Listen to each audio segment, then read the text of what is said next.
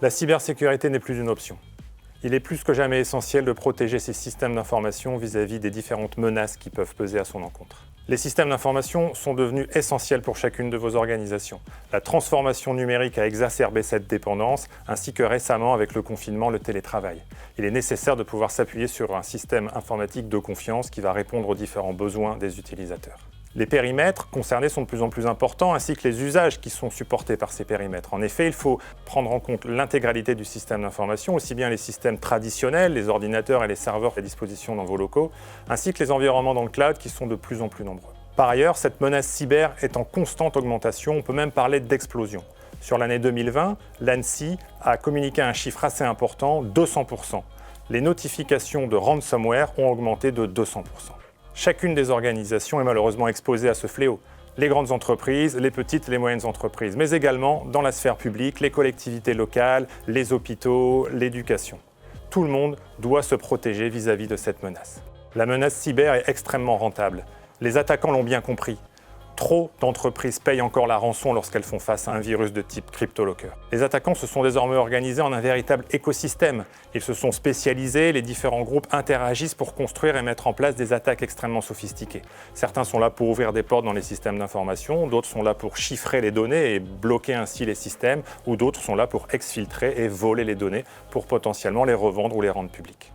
Face à cette explosion de la menace cyber, il est nécessaire de renforcer ces dispositifs et son approche en matière de sécurité opérationnelle. La sécurité opérationnelle doit désormais être une priorité pour les responsables et les directeurs cybersécurité.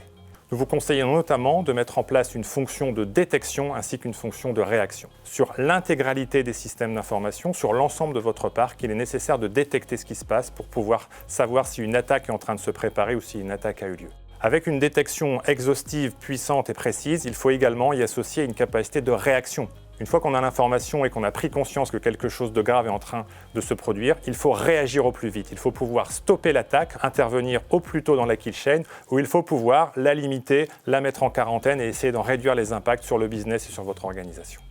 À la détection et la réaction décrites par Benjamin, il faut également ajouter la prévention et l'anticipation. Pour cela, Microsoft met à disposition de l'ensemble de ses clients un outil appelé Microsoft Secure Score. Le Secure Score évalue votre posture de sécurité sur les différents environnements Microsoft, Office 365, Azure, Windows, vous donne un score et également vous partage un certain nombre de recommandations que vous pouvez activer directement depuis votre console.